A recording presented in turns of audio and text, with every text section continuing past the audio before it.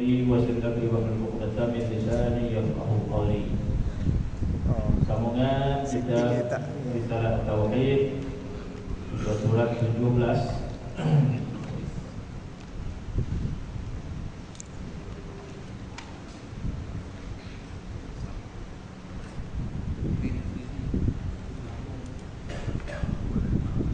Yaitu sambungan daripada bahagian yang keempat, yaitu pada membicarakan sifat-sifat yang wajib bagi Allah Subhanahu wa taala yang sebanyak 20 sifat. Yang mana yang pertama dahulu kita baca sifat yang pertama, yaitu al-wujud. Yang kedua sifat Allah Subhanahu wa taala al-qidam. Yang ketiga sifat Allah Subhanahu wa taala al-baqa. Maka masuk sifat yang keempat yang wajib bagi Allah Subhanahu wa taala, yaitu mukhalafatuhu ta'ala lil hawadith. Jadi ulama Ahlussunnah wal Jamaah menyebut apabila kita sampai kepada bab yang keempat ini, pada sifat Allah Ta'ala mukhalafatuhu ta'ala lil hawadith, maka ulama mengatakan maka kita berbicara dan menguraikan dengan terperinci pada sifat ini. Sifat yang kompleks ni kan. Bila sampai kompleksnya, ulama kata kita bincang dengan terperinci, bincang lebih mendalam, bincang yang lebih jelas. Kenapa? Sebab sifat keempat inilah yang menjadi pucuk menjadi pucuk kehilaf, menjadi pucuk kesalahan kefahaman pada sifat yang keempat inilah. Dan pada sifat yang keempat inilah juga untuk mempertahankan akidah itu. Dan sifat yang keempat inilah yang membezakan di antara kefahaman yang betul dengan kefahaman yang salah. Sifat yang keempat ini. Jadi bagi orang yang tidak memahami sifat yang keempat ini, maka dia kemungkinan dia tersalah faham. Sebab itu ulama kata bila sampai sifat keempat ini, terangkanlah dengan lebih terperinci dan lebih jelas. Yaitu sifat yang keempat bagi Allah Subhanahu wa taala mukhalafatuhu ta'ala lil hawadith. Artinya Allah Taala itu bersalahan dengan bermaksud Allah Taala itu bersalahan dengan makhluk. Bersalahan dengan makhluk. Sama ada pada zat, pada diri Allah Subhanahu wa taala itu sendiri, nanti mungkin diuraikan, tidak sama dengan makhluk. Pada zatnya, pada sifatnya, dan juga pada perbuatannya. Tak sama dengan. Bermaksud Allah Ta'ala ada zatnya, Allah Ta'ala ada sifatnya, Allah Ta'ala ada perbuatannya. Tetapi semua itu tidak sama dengan makhluk. Tidak sama dengan makhluk. Dan berdasarkan ini juga ada lagi perincian kepahaman yang perlu dipahamkan. Akidah ahli sunnah al-Asy'ari perbahasannya panjang perbahasannya. Akidah yang lain dia pendek je, mudah ya. Kalau akidah yang bukan Asy'ariyah ni, dia ambil mudah ya. Allah Ta'ala duduk ke langit, Allah Ta'ala duduk ke arasy, Allah Ta'ala tu ada tangan, ada kaki dan sebagainya. Dia tak mendalam, dan fahamnya membawa kepada fahaman yang salah. Kepahaman yang panjang huraiannya adalah Ahlussunnah wal Jamaah al-Asy'ariyah ini. Maka sifat yang keempat, mukhalafatuhu ta'ala al-hawadis ini, ambil daripada mana? ambil daripada Al-Quranul Karim. Termasuk sifat pertama, sifat kedua, qidam, baqa, itu semua ambil daripada ayat Al-Quranul Karim. Adapun dalil akal itu tambahan kepada dalil dari Al-Quran, itu tambahan, bukan semata-mata akal. Jadi mukhalafat al hawadis itu diambil daripada ayat Quran, walam yakul lahu kufuwan ahad. Allah Ta'ala tak sama dengan sesuatu pun. Ayat Al-Quran yang lain, laisa kamitslihi syai' wa huwas samiul basir. Allah Ta'ala tidak sama dengan sesuatu. Wa huwas samiul basir, Allah Ta'ala Maha mendengar, Allah Ta'ala Maha melihat. Jadi dalilnya datang daripada Al-Quran. Maka Allah Subhanahu wa Ta'ala itu bersalahan dengan segala yang baru, sama ada pada zatnya, pada dirinya, pada sifatnya atau pada perbuatannya. Sama ada yang baru yang telah ada atau yang belum ada. Sama ada kejadian makhluk yang telah pun ada ataupun yang belum ada, yang akan ada. Tak ada satu pun yang menyerupai zat Allah, sifat Allah dan perbuatan Allah. Maka hakikatnya, apa hakikatnya bila sebut macam tu? Ibarat daripada menafikan Tuhan itu berserupa. Menafikan Allah Ta'ala itu berserupa dengan baharu pada zatnya, pada sifatnya, pada perbuatannya. Penggunaan yang sama juga, tidak sama.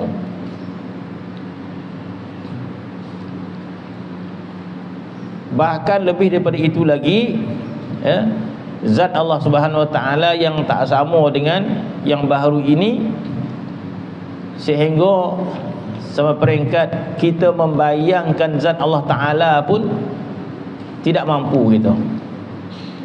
Membayangkan pun tak mampu. Bahkan membayangkan pun dilarang.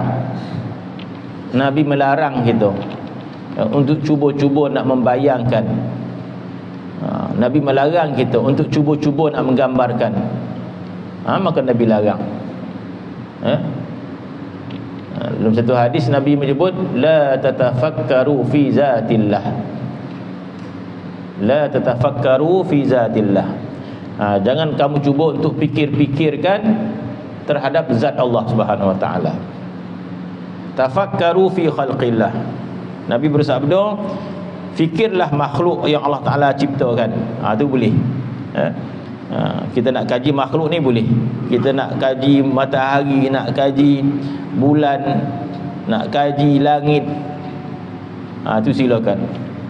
Tafakkaru fi khalqillah. Kamu fikirkanlah makhluk yang Allah Ta'ala jadikan. Dalam Quran pun Allah Ta'ala suruh kita, wa fi anfusikum afala apa? Tubsirun ke? Tubsirun. Pada diri kamu, kenapa kamu tak tengok? Tuhan kata. Dalam diri kita, nak tengok, nak kaji, kajilah. Begitu juga yang lain. Afala yanzuruna ilal ibili kaifa khuliqat wa ilal samai kaifa rufi'at wa ilal jibali kaifa nusibat wa ilal ardi kaifa sutihat. Banyak ayat-ayat yang Allah Subhanahu wa Ta'ala suruh kita fikirkan alam ni, fikir langit, bumi, gunung, ganang, unta dan sebagainya. Fikirlah. Tetapi Nabi melarang kita memikirkan tentang Allah Subhanahu. Bukan ingatnya, ingat lain, memikir lain. Sebab itu ulama menyebut, jadi kalau begitu keadaan dia, kita tidak dibenarkan memikir zat Allah Ta'ala. Bermaksud tidak dibenarkan kita untuk memikirkan hakikat zat Allah Subhanahu Wa Ta'ala. Dalam erti kata, kita cuba membayangkan sesuatu tentang Allah Subhanahu Wa Ta'ala. Tinggi ke dia, besar ke dia, putih ke, hijau ke, biru ke. Sebab yang daripada makhluk macam tu cara kita fikir makhluk ni kan. Walaupun makhluk itu kita tak pernah tengok. Contohnya Sidratul Muntaha kan. Sidratul Muntaha kita tak pernah tengok. Ya. Tapi dalam Al-Quran menyebut tentang Sidratul Muntaha. Kita bayangkanlah Sidratul Muntaha. Ya.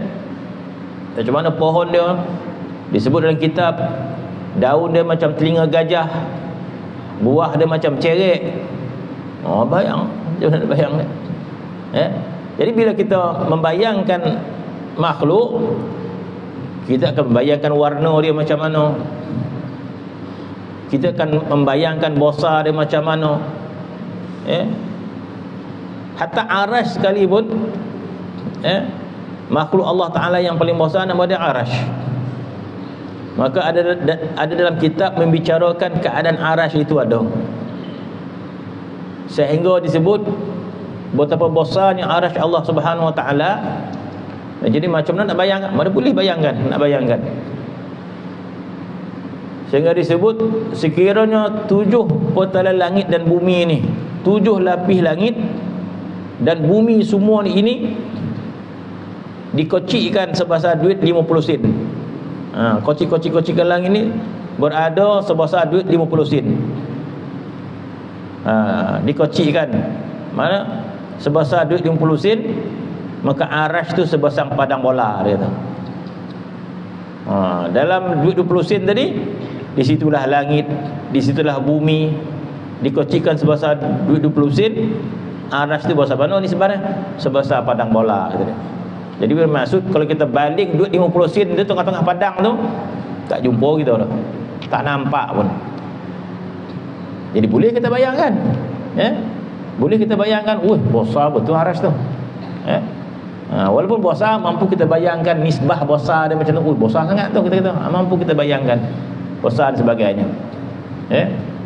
Adapun Allah Subhanahu Wa Ta'ala tidak mampu kita bayangkan. Sebab itu disebut Allah Ta'ala tu bukan ada, tidak boleh kita bayangkan luasnya, panjangnya, besarnya dan sebagainya. Sehingga ada satu hadis Nabi menyebut, kullu ma khatara bibalika fahuwa khilafu zalika. Kullu ma khatara bibalika fahuwa khilafu zalika. Nabi mengatakan kullu ma khatara bibalika, setiap kamu terlintas di pemikiran kamu atau hati kamu bagaimana rupanya Allah. Setiap, mungkin orang terbayang agak putih orang ni kan hati ni dia cuba membayangkan kan. Maka Nabi mengatakan kullu ma khatara bibalika, setiap kamu terlintas tentang rupa Allah fahuwa khilafu dzalika, semua tak betul. Itu kaedah dia. Khilafu dzalika, semua tak betul. Dan Nabi juga melarang kita membayangkan, wala tatafakkaru fi dzatillah, jangan kamu fikirkan hakikat zat Allah Subhanahu Wa Ta'ala, tak mampu kita. Jadi maksud bayangan Allah itu berhenti akal kita untuk membayangkan apa-apa sahaja, tak mampu kita. Sebab itu ulama. Jadi masya-Allah, kalau kita bertasawuf, kita diperintahkan supaya sebanyak-banyaknya ingat Allah Subhanahu Wa Ta'ala. Itu maksud tasawuf kita kata. Banyak ingat Allah Subhanahu Wa Ta'ala. Jadi bagaimana kita nak ingat Allah Subhanahu Wa Ta'ala yang tidak menyerupai sesuatu? Dah. Ulama menyatakan hati kita mengingati Allah, yang mana Allah itu walam yakul lahu kufuwan ahad, Allah yang tidak menyerupai sesuatu. Allah Ta'ala yang kita ingat sebanyak-banyak, yang diperintahkan oleh Allah Ta'ala kepada kita, uzkurullaha dzikran katsira, ingatlah Allah banyak-banyak. Allah Ta'ala perintahkan kita ingat dia sebanyak-banyaknya. Allah Ta'ala tak perintahkan kita membayangkan dia macam mana rupanya, tidak. Tapi kita mengingati dia sebanyak-banyaknya. Maka ulama kata ketika mana kita menyebut nama Allah Subhanahu Wa Ta'ala, maka yang terbayang di hati kita, bukan terbayang kita membayangkan, tak. Maka yang terbayang kepada kita satu zat, laisa kamitslihi syai', suatu zat yang tidak menyerupai sesuatu. Wajibul wujud, Tuhan yang maha wujud, tetapi kewujudan dia laisa kamitslihi syai', tidak menyerupai sesuatu pun. Kalau kita terlintas tak betul. Dia adalah zat yang tidak menyerupai sesuatu. Itulah Allah Subhanahu wa taala. Itu maksud mukhalafah ta'ala hawadis, Allah Taala tidak menyerupai satu. Inilah asas akidah ahli sunnah wal jamaah. Yang mana penyusun dia Abu Hasan al-Asy'ari dan Abu Mansur al-Maturidi, gitu kata. Jadi tak ada masalah bila kita sebut akidah kita adalah al-Asy'ariyah, tak ada masalah. Bukan Imam Asy'ari yang mengasaskan akidah, bukan. Tetapi Imam Asy'ari yang memahamkan Al-Quran dengan pahaman yang sahih. Itu maksud dia. Samalah macam kita mazhab Syafi'i. Bukan Imam Syafi'i yang menyusun kaedah berabang, bukan. Tetapi Imam Syafi'i memberikan kepahaman beramal daripada ayat Al-Quran. Itu maksud dia. Bukan mazhab Syafi'i, Imam Syafi'i yang menyusun cara ibadat, tak. Tapi Imam Syafi'i memberikan kepahaman tentang Quran, tentang hadis, macam mana nak solat, macam mana nak berwuduk dan sebagainya. Maka jadilah amalan kita mazhab dia Syafi'i. Akidah, kita mengambil Al-Quran dan sunnah Nabi SAW, tapi cara fahamnya cara Asy'ariyah, kita kata. Itu maksud dia. Bukan kita menolak Quran dan sunnah. Bahkan ulama mengatakan Al-Imam Abu Hasan al-Asy'ari dia bukan membuat satu akidah yang baru, tak. Dia tak buat akidah yang baru, dia cuba nak menyatakan akidah yang sebenar. Tapi disebabkan dia yang menyusun, bercerita, maka kita gunakan nama dia, tak ada masalah. Jadi akidah kita akidah al-Asy'ariyah. Sebab sifat Allah Subhanahu wa taala yang mukhalaf ta'ala hawadis itu, kita menafikan Tuhan kita berserupa dengan yang baharu pada zatnya, pada sifatnya dan pada perbuatannya. Adapun bersalahan Tuhan dengan yang baharu pada zat itu, ni benci dah ni, iaitu sesungguhnya zat Tuhan bukan, tak ada lah apa, tak ada lah lubang ingatkan berukun berkan, bukan bawa kapnun. Sesungguhnya zat Tuhan bukan ia jirim. Jirim benda, jirim sesuatu yang boleh dia apa, dikorek-korek kan. Kalau dalam sains tu ada dia pun molekul lah, jirim-jirim kan. Setiap benda mesti ada dia punya bondo-bondo dia kan. Macam orang kaji air ni apa, ada hidrogen dia, ada oksigen dia kan. H2O kan. H2O, hidrogen 2, oksigen 1. Kalau mana tengok dalam kocik-kocik air ni, bila tengok kocik lagi, teknologi sains yang hebat, rupanya air ni daripada ada gas-gas hidrogen, ada gas-gas oksigen, 2 hidrogen 1 oksigen. Bukan ilmu baru, tak, cuma kenal pasti je. Benda tu Allah Ta'ala yang buat. Hidrogen pun Tuhan buat, oksigen pun Tuhan buat. Jadi ada unsur dia yang kocik-kocik tu, jirim kita kata, ada unsur daripada susunan tu, maka jadi dia air. Disusun jadi cawan kan. Setiap benda yang wujud macam tu keadaan dia, disusun ada. Jadi Allah Ta'ala bukan jirim dan bukan yang arat, bukan ada keluasan besar dia macam mana, saiz dia macam mana Allah Ta'ala tu. Kalau langit pun ada dia punya saiz dia, matahari pun ada saiz dia. Hatta arash pun kita sebut tadi, saiz dia besar mana. Ya. Adapun Allah Ta'ala tidak boleh digambarkan sebegitu.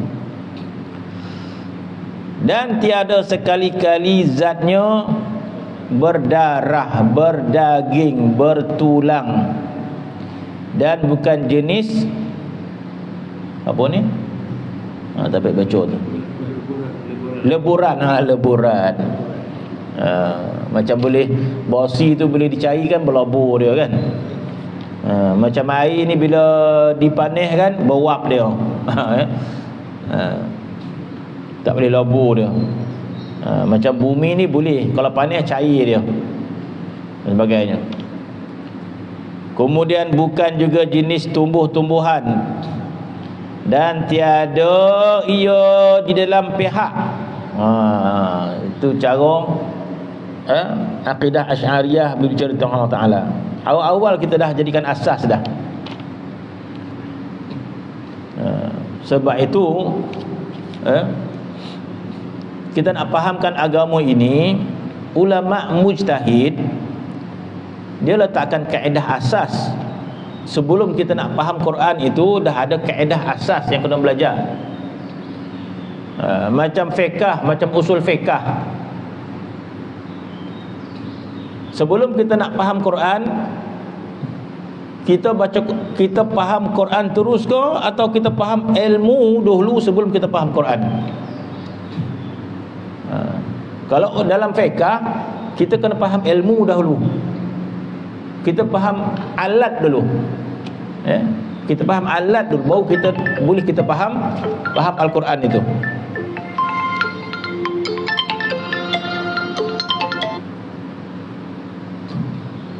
Jadi soalan seperti sebelum kita menggunakan sesuatu, kita kena faham dulu. Kita ada kenderaan yang canggih, kita beli. Tak boleh kita tahu naik, bawa. Tak tahu kita. Kita kena faham dulu macam mana cara penggunaan kenderaan tu kan. Gear dia macam mana, ni macam mana, baru betul dia. Begitu juga Al-Quran. Sebelum kita faham Quran, ada ilmu alatnya sebelum dahulu.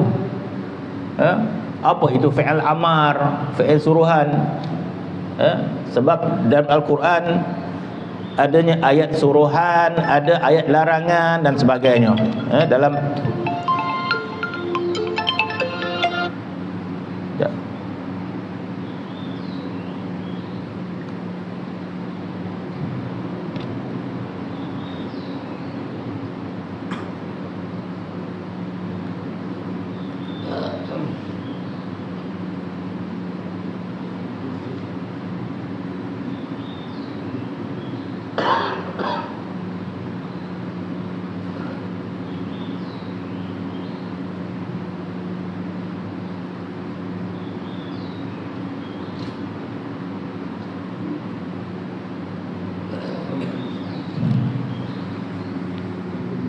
Saya mana tadi? Arat tadi kan? Buat apa sebut dia? Ya. Jadi ayat Quran itu kalau kita tengok, ada ayat perintah, ada ayat larangan, suruhan. Jadi sebelum kita nak fahamkan Al-Quran, maka ada satu kaedah dulu. Kita kena faham, iaitu apa dia? Disebut dalam usul fiqh, setiap kata-kata suruhan itu maksud dia wajib. Kena belajar kaedah itu dulu. Disebut setiap kullu fi'il amar lil wujub. Setiap fi'il amar itu menandakan wajib. Itu asas dia. Setiap fi'il amar menandakan wajib. Itu asas. Setiap perintah, ayat perintah itu adalah wajib. Itu asas dia. Dulu belajar ilmu asas. Kullul amr lil wujub. Dalam Al-Quran bila ada perintah, bermaksud dia wajib. Kecuali disebut tu, kecuali ada sesuatu yang memberikan makna tidak wajib, fi'il amar tu, maka dia akan berubah kepada sunat ataupun harus. Tapi secara asasnya setiap perintah Quran adalah wajib. Apa ya Quran fi'il amar. Wa aqimus salah wa atuz zakah. Itu fi'il amar. Aqimu tu dirikanlah, suruhan, fi'il amar daripada Allah Taala. Aqimus salah wa atuz zakah. Atu tu keluarkan zakat. Wa aqimus salah, dirikan sembahyang. Wa atuz zakah, dan tunaikan zakat. Fi'il amar, wajib. Ada tak sesuatu yang menunjukkan dia tidak wajib? Tak ada. Maka dia wajib. Mana kita belajar kaedah dulu. Kemudian Allah Ta'ala firman, fankihu ma taba lakum minan nisa'i mathna wa thulatha wa ruba'. Fi'il amar juga. Apa Tuhan kata? Fankihu, berkahwinlah kamu. Fi'il amar juga. Jadi fi'il amar itu wajib ke? Di sini wajib ke tidak? Maka ulama kata di sini fi'il amar tak wajib. Kenapa? Apa tanda dia? Allah Ta'ala mengatakan mathna wa thulatha wa ruba'. Boleh pilih-pilih pula.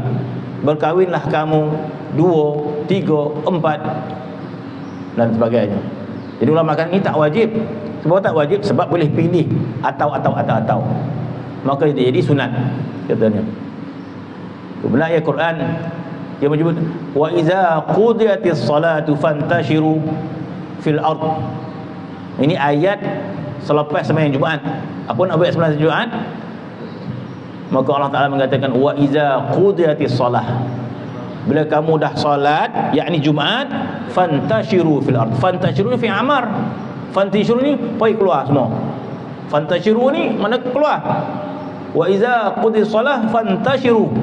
Bila kamu dah solat Jumaat, pergi keluar semua dia. Pergi cari rezeki balik. Tapi tak semua dah. Siap tinggal, Bilal tinggal, ngiur duit lah, nak susun lah. Ada yang tinggal. Dah Tuhan kata fantashiru wa iza fa iza qudiyat shalah fantashiru. Bila dah sembahyang keluar semua. Ni ada yang tinggal. Maka jadilah perintah ni perintah yang harus. Jadi maksudnya nak keluar pun tak apa, tak nak keluar pun tak apa. Sebab itu, jadi kalau fiqh ni banyak sekali kaedah ada nak faham. Ya. Sebab tu kita tidak mampu nak menjadi mujtahid. Kita nak faham macam ulama memberi hukum, tak apalah. Macam mana boleh batal sembahyang, boleh lah. Tapi nak jadi mujtahid betul-betul, tak mampu kita. Sebab nak faham keseluruhan kaedah-kaedah itu. Begitu juga ilmu tauhid. Ilmu tauhid kita faham kaedah dulu, asas pegangan kita dahulu berdasarkan Quran juga. Jadi di antara kaedah yang kita dah pegang iaitu Allah Ta'ala tu mukhalafatuhu ta'ala hawadith.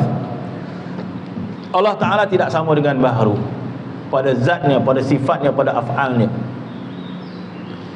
Berdasarkan Quran juga kita ambil walam yakul lahu kufuwan ahad laisa kamitslihi syai' wa huwa samiul basir. Jadi kepahaman kita dah ambil siap-siap dah. Allah Ta'ala tidak serupa yang baharu dan sebagainya.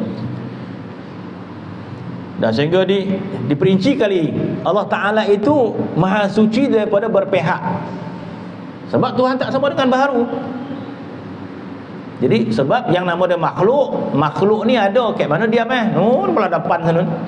Mana diam nun kat bawah. Mana diam nun kat atas. Mana diam dia langit, mana diam dia matahari, nun kat atas. Kita kata bintang kat atas, langit kat atas, kita kata. Kat depan belakang. Jadi Allah Ta'ala itu diberikan kepaham tidak berpihak sebegitu. Sebab mukhalafat al-hawadis. Allah Ta'ala tidak sama dengan baharu. Itu pegangan dia. Jadi tidak boleh kita membayangkan Tuhan itu di hadapan dan sebagainya. Hatta ketika kita solat, ketika kita solat, kita tidak membayangkan Allah Ta'ala berada di hadapan kita. Sebab di hadapan kita adalah Kaabah al-Musyarrafah. Jadi tidak kita bayangkan Allah Ta'ala berada di hadapan kita. Kalau kita membayangkan Tuhan berada di hadapan kita, bermaksud ke belakang tak ada dah. Dia ke depan dia. Jadi apakah kita faham macam tu? Allah Ta'ala itu berada di hadapan, di belakang ni tak ada dah. Salah juga kita kata begitu. Jadi yang kita menghadap itu adalah Kaabah al-Musyarrafah. Yang menghadap kepada Allah hati kita. Hati kita menghadap Allah Ta'ala. Hati kita menghadap mana? Hati kita menghadap Allah Ta'ala, hati kita mengingat kepada Allah Ta'ala yang tidak berpihak ke mana-mana. Bukan kau macam tu dalam kitab tauhid pun, bukan depan bukan belakang bikin. Tak boleh kita bayangkan begitu Allah Ta'ala itu. Atas pun bukan akidah kita. Membayangkan Tuhan berada di atas bukan akidah kita. Sebab dia kata Tuhan itu tidak ia dalam berpihak, berarah. Tiada baginya pihak-pihak. Satu. Tiada ia di dalam tempat. Itu dah letak pegangan siap-siap dah. Ya. Apa sahaja, bumi ini tempat, langit ini tempat, arasy itu tempat. Ya. Macam mana pula kita nak mengatakan Allah Ta'ala bertempat di arasy, sedangkan arasy itu diduduki oleh malaikat, para malaikat Allah Subhanahu Ta'ala. Ya. Arasy itu dipenuhi dengan para malaikat. Itu kepahaman kita. Jadi Allah Subhanahu Wa Ta'ala itu bukan baginya berpihak-pihak, dan tiada ia dalam tempat-tempat, dan tiada ia dalam masa. Allah Ta'ala juga tidak ada dalam masa. Sebab Allah Ta'ala wujud sebelum ada masa. Allah Ta'ala wujud sebelum ada masa. Ya. Yang ada masa ni adalah makhluk. Bermaksud sekarang ini kita berada pada zaman dunia, kita berada pada zaman dunia. Sebelum zaman dunia, dulu kita berada dalam zaman rahim. Sebelum alam rahim, kita berada dalam zaman arwah nama dia. Ataupun alam arwah, zaman arwah. Ada masa dia. Ya. Bermaksud ketika mana kita berada dalam alam arwah, ada tempoh dia kita berada dalam alam arwah itu, sampailah kita ruh kita masuk dalam perut ibu tadi kan. Itu yang disebut dalam hadis, bila seorang ibu tu mengandung sampai 40 hari kandungan dia, maka ditiupkan roh, baru bergerak. Janin tu baru bergerak kan. Kalau dia baru meloket tu tak bergerak. Sampailah 40 hari, maka bernyawa dia kan. Kan polik itu mungkin bahagian perubatan dah tengok kan. Semenjak bila bonus lelaki perempuan itu berada dalam perut ibu dia, Nabi Allah Ta'ala sebut dalam Al-Quran sebagai alaqah. Alaqah ni sebagai daging yang tergantung, belum ada nyawa lagi pun. Ada membesar. Dalam hadis kata 40 hari kan. Tiba-tiba bernyawa. Tiba-tiba bernyawa dia. Kan polik. Asal dia ada satu nyawa je. Dia daging tu membesar. Allah Ta'ala sebut dalam Al-Quran, daging, kemudian ada tulang dibalut dengan daging, kemudian ditiup nyawa. Bila tiup nyawa bermaksud roh telah pun dimasukkan ke dalam rahim itu kan. Mana datang dia? Tak dapat kita kaji. Rasa saintis tak dapat nak kaji dah. Mana datang nyawa kepada anak tu kan. Tapi dalam Islam kita tak ada masalah. Sebab manusia itu sebelum dalam alam rahim dia berada pada alam arwah. Jadi maksud ada alam arwah ni ada masa kejadian dia, bukan tak ada. Bermaksud dia bukan qidam, dia bukan qadim. Ruh ni bukan qadim. Ya, Allah Subhanahu Wa Ta'ala menjadikan arwah seluruh manusia. Bahkan itu disebut dalam hadis Nabi SAW. Jadi kita ada cerita dia tentang kejadian kita ni. Jadi kita tak sosek lah. Mana kita ini tidak tidak kebingungan lah. Orang kalau bukan Islam dia akan kebingungan. Kalau dia mencari kebenaran, dia akan kebingungan. Orang bukan Islam ni. Daripada mana dia datang, kenapa dia hidup, selepas ni pergi mana. Bagi orang bukan Islam, bila dia berfikir dia akan kebingungan. Kalau dia mendapat hidayat, maka dia akan beriman dia. Sebab dia tak faham kenapa dia datang dan sebagainya. Tapi orang Islam dia, kita tahu dah bagaimana sejarah kejadian kita. Ya. Nabi pun dah sebut dah, Al-Quran pun dah sebut dah, kewujudan alam arwah itu dalam Quran pun dah sebut dah. Ya. Allah Ta'ala berfirman, alastu bi rabbikum qalu bala syahidna. Dalam tafsir begitu tengok, itu adalah dialog Allah Ta'ala dengan arwah-arwah manusia, masa dan arwah dulu. Begitu dalam hadis Nabi. Maka alam arwah itu kita sebut masa, satu masa, tempoh masa, tempoh masa yang tertentulah, berapa ratus tahun, ribu tahun kita tak tahu, tapi satu tempoh masa.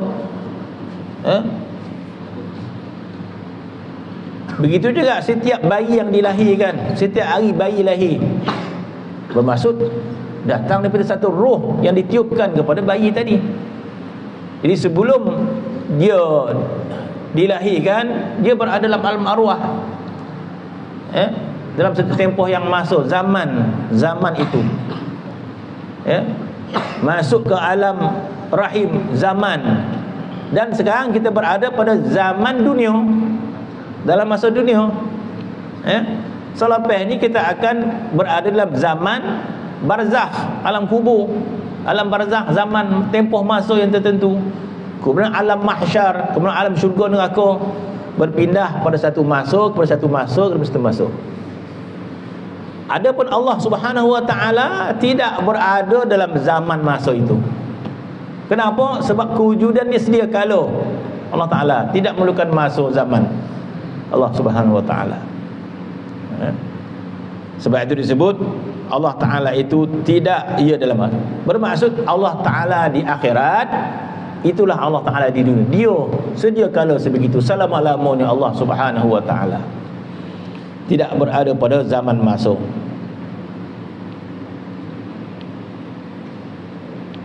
Bersalahan Tuhan dengan yang baharu pada sifatnya, iaitu sesungguhnya sifat Allah Subhanahu wa ta'ala itu, sifat Allah tiada bersamaan dengan sifat yang baharu. Nanti dihuraikan perbezaan. Secara zahir dia, kita kata apa yang ada pada Allah Ta'ala, sifat dia ada pada kita, sifat dia. Contoh sifat kudrah, kita kata berkuasa, kita juga ada kuasa kita. Kuasa kita angkat tangan angkat air ni kan, kita juga ada kudrah kan, kuasa.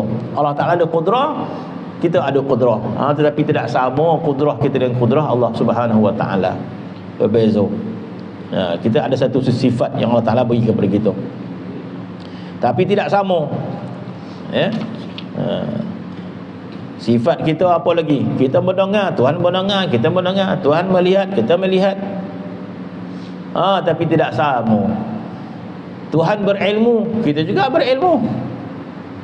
Ada juga ilmu kita, tapi tidak sama. Ataupun dengan bahasa yang lain, kita sebut sifat kita dipenuhi dengan kekurangan. Sifat Allah Ta'ala adalah sifat kamalat disebut. Itu sifat yang kamalat, sifat yang sempurna. Jenis dia serupa. Mendengar, Tuhan mendengar, kita mendengar. Tuhan melihat, kita melihat. Tuhan berkehendak, kita juga ada kehendak. Iradah. Tuhan punya kehendak, kita pun ada kehendak kita. Tapi tak sama kehendak kita dengan Allah Ta'ala. Maka dikata bersalahan Tuhan dengan yang baharu, bersalahan Tuhan dengan yang baharu pada sifatnya itu, iaitu sesungguhnya sifat Allah Subhanahu wa ta'ala itu tiada bersamaan dengan sifat yang baharu, kerana sifat Tuhan itu qadimun, lagi azali. Qadim lagi azali, kita dah sebut dahulu dah. Masuk qadim dan juga perbezaan qadim dan azali. Jadi masuk qadim, sedia kala. sifat Allah Ta'ala itu sedia kala maha sempurna dan tidak mengalami pengurangan dan pertambahan. Itu sifat Allah Subhanahu Wa Ta'ala. Sifat Allah Ta'ala tidak mengalami pertambahan dan pengurangan. Allah Ta'ala itu qudrah. Allah Ta'ala maha berkuasa semenjak azali, qadim, sedia kala Allah Ta'ala maha berkuasa. Dan maha berkuasa Allah Ta'ala ini tidak berkurang, tidak bertambah. Bermaksud maha sempurna kuasa Allah Subhanahu Wa Ta'ala. Tak ada tambah, tak ada kurang. Kalau bertambah berkurang, itu makhluk nama dia. Kita dulu tak kuat, nak berjalan pun tak mampu. Baru umur setahun Allah pun telah boleh berjalan, dah boleh berlari, meloncat-loncat semua. Sekarang dah menggigil dah. Dah menggigil dah. Naik tangguh pun terlayur dah. Dia kata dalam Quran Allah Ta'ala ceritakan hal kita ni. Allah Ta'ala ceritakan hal kita daripada lemah, Tuhan kata kemudian dia kuat, kemudian dia lemah balik. Tuhan dah sebut dalam Quran. Jadi kita terima lah perihal keadaan kita ni kan. Jangan membantah-bantah pula. Membantah-bantah kita tak dapat apa-apa pun. Bahkan kita jadi hamba yang tak beradab dan sebagainya. Jadi tugas kita terima saja, redha sahaja. Kan? Allah Ta'ala itu sifat dia qadim lagi azali dan melengkapi ta'aluknya. Maka sesungguhnya sifat makhluk itu berta'aluk pada setengah perkara. Mana ta'aluk ni berkait. Sifat qudrah Ta'ala berkait pada makhluk dia. Jadi Allah Ta'ala ni sempurna. Apa maksud ta'aluk? Mana kaitan lah. Qudrah Allah Ta'ala ini sempurna ta'aluk kaitannya kepada makhluk dia. Bermaksud Allah Ta'ala sangat berkuasa terhadap makhluk dia. Bermaksud Allah Ta'ala boleh berbuat apa kepada makhluk dia. Itu maksud kaitan. Ta'aluk ni kaitan kepada sifat itu kepada makhluk lah. Sebab itu dalam tauhid disebut sifat Allah Ta'ala itu ta'aluknya pada makhluk, bukan ta'aluk pada dirinya sendiri. Mungkin payah nak faham istilah tu.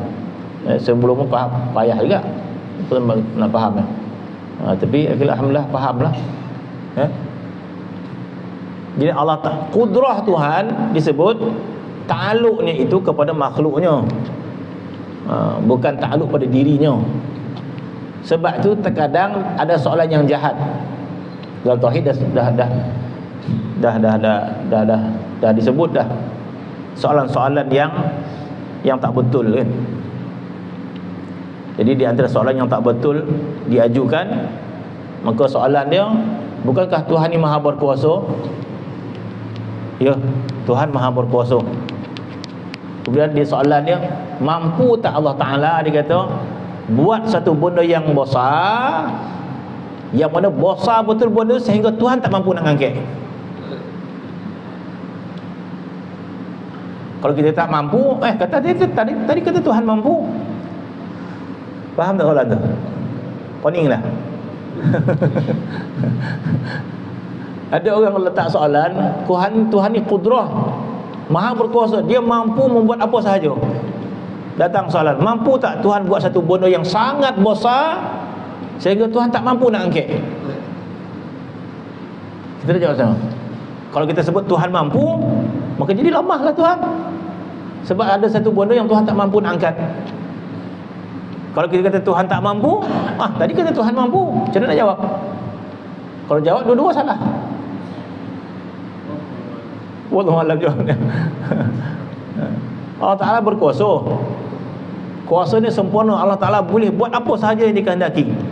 Datang sesalam, boleh tak Tuhan buat satu benda yang sangat besar sehingga besarnya benda itu sampai Tuhan tak mampu nak angkat? Macam kita boleh buatlah. Boleh tak kita buat kuih sampai tak mampu kita nak makan? Boleh. Buat seguni cokodok, memang tak mampu kita nak makan dah. Jadi maksud kata kita mampu buat sesuatu benda yang kita tak mampu nak makan, tak mampu nak angkat, boleh. Boleh tak kamu buat apa lagi kita kata? Buat apa sajalah yang besar sampai tak mampu nak angkat, boleh. Dia ajukan kepada Allah Ta'ala. Boleh tak Tuhan buat satu benda yang besar, punyalah besar benda tu sehingga Tuhan tak mampu nak angkat? Kita nak jawab mampu ke nak jawab tak mampu?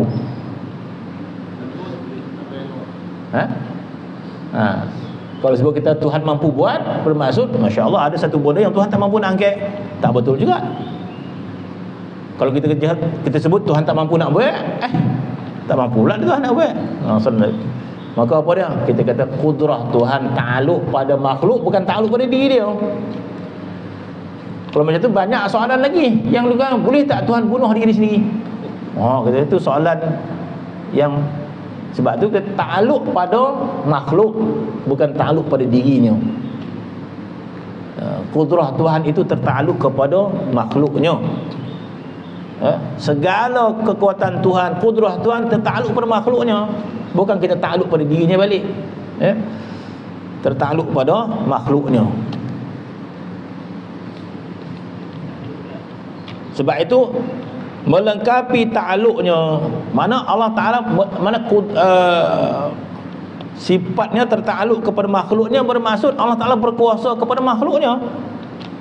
Allah Ta'ala boleh buat apa saja kepada makhluknya.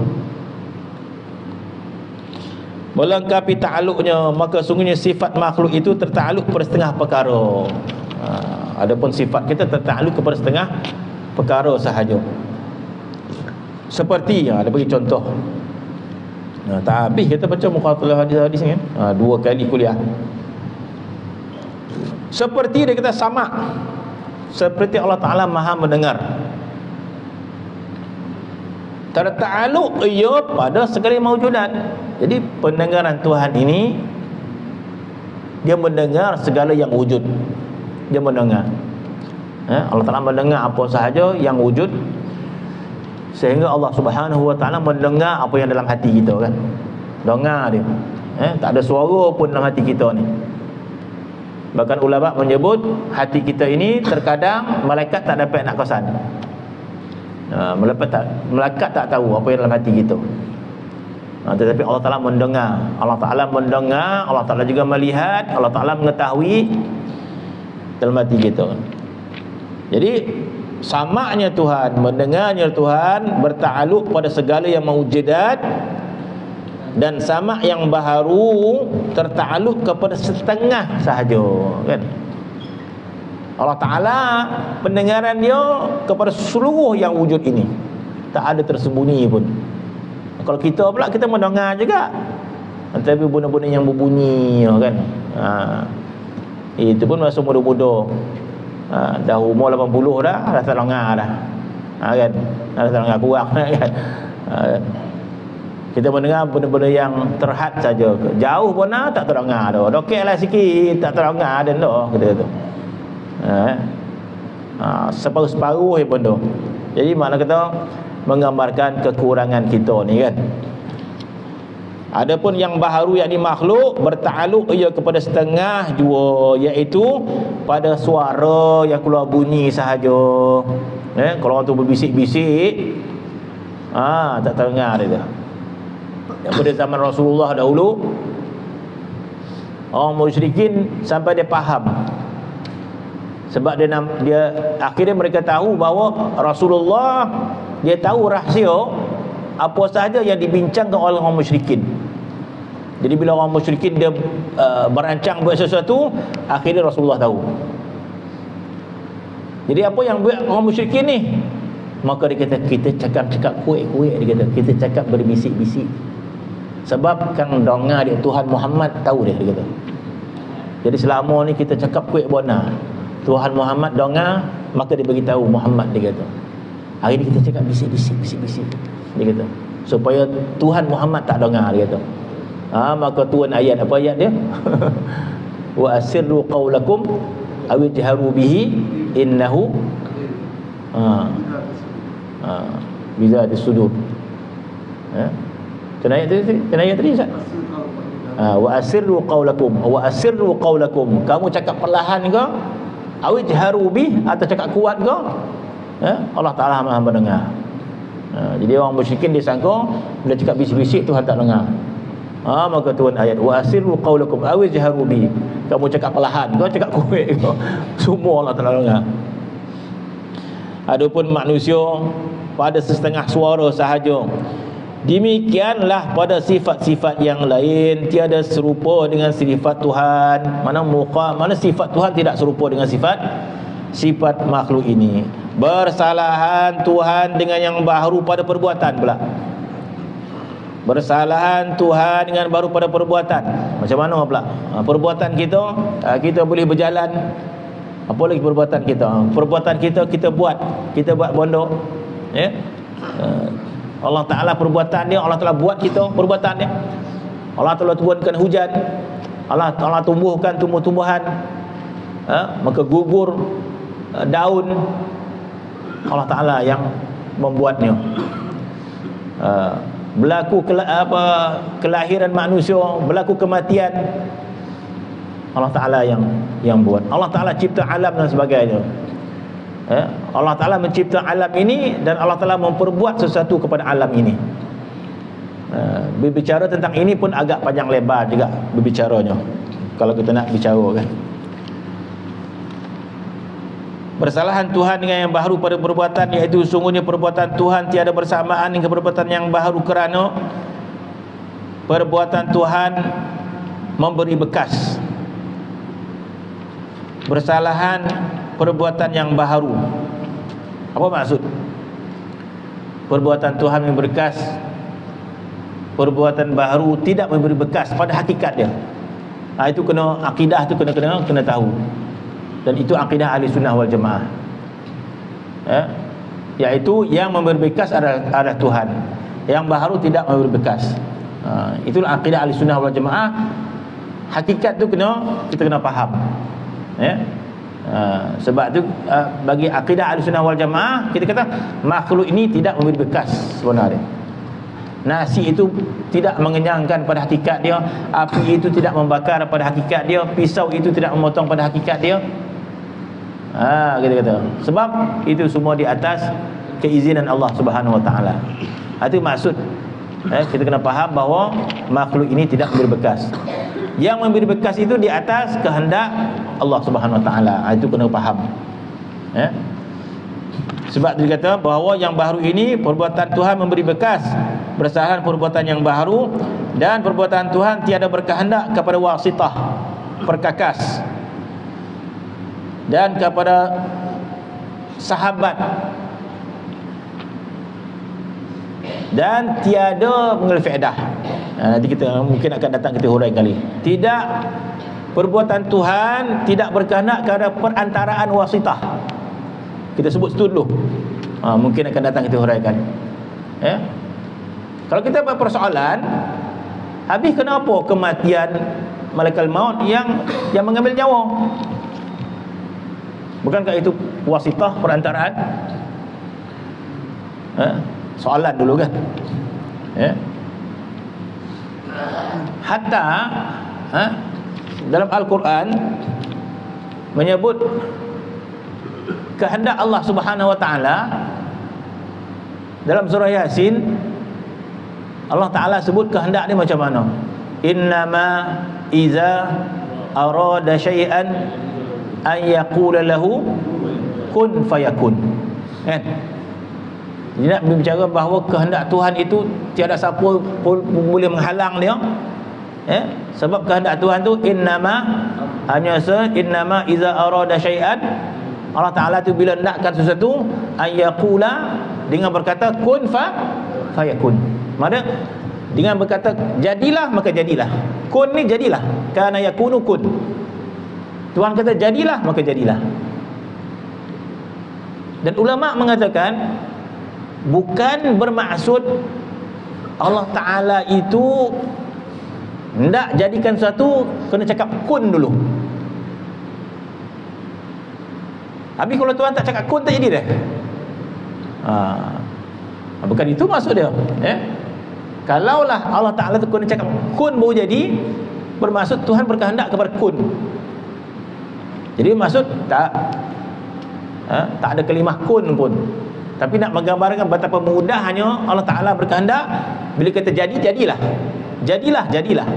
Kun ni jadilah, maka jadilah. Bukan bermaksud Tuhan sebut jadilah, maka Tuhan tak sebut pun. Bermaksud Tuhan berkehendak saja jadi. Bermaksud Allah Ta'ala tidak memerlukan perantaraan apa pun. Hatta kalimah kun tu pun Tuhan tidak memerlukan sebenarnya. Tapi nak memudahkan faham kita bahawa betapa mudahnya Allah Ta'ala berkehendak, disebut kun tu jadi. Kun fayakun. Tapi bukan bermaksud Tuhan kalau cakap kun baru jadi. Tidak berkehendak pun. Satu, Tuhan tidak memerlukan. Dan apabila Allah Ta'ala jadikan sesuatu perantaraan, itu ada asbab dia. Macam kematian, Allah Ta'ala gunakan malaikat maut, itu ada sebab dia. Macam tu juga Allah Ta'ala cerita dia jadikan langit bumi ni pada 6 hari. Apa yang Quran tu? Fi sittati ayyamin. Apa yang sebelum ni Allah Ta'ala mengatakan allazi khalaqas samawati wal arda wa ma bainahuma fi sittati ayyamin. Dalam surah Sajadah Allah Ta'ala mengatakan dia jadikan langit dan bumi ini dalam tempoh 6 hari. Jadi apakah maksud Allah Ta'ala memerlukan 6 hari? Kalau 3 hari kita sampai dia dah. Apa kita fahamkan, Allah Ta'ala memerlukan 6 hari. Allazi khalaqas samawati wal ardi wa ma bainahuma fi sittati ayyamin. Allah Ta'ala mengatakan dia jadikan langit dan bumi ini selama 6 hari tempoh dia. Jadi kita kena faham, bukan bermaksud Allah Ta'ala memerlukan tempoh 6 hari. Kalau hampir hari tak sampai lagi lah. Tak. Bila Tuhan kata 6 hari, ada hikmat di sebaliknya. Begitu juga kematian kita dengan malaikat maut, ada hikmat di sebaliknya. Tapi bukan bermaksud Allah Ta'ala memerlukan perantaraan. Kita tahu. Wallahu ta'ala alam. Akan datang kita sambung lagi. Ada soalan apa? Buka soalan dengan tak buka soalan kan? Ada tak reti dah nyolah. Bismillahirrahmanirrahim. Alhamdulillahirabbil alamin wassalatu wassalamu ala asyrafil anbiya'il mursalin wa ala alihi wa sahbihi ajma'in. Allahumma salli ala Muhammad. Alhamdulillah.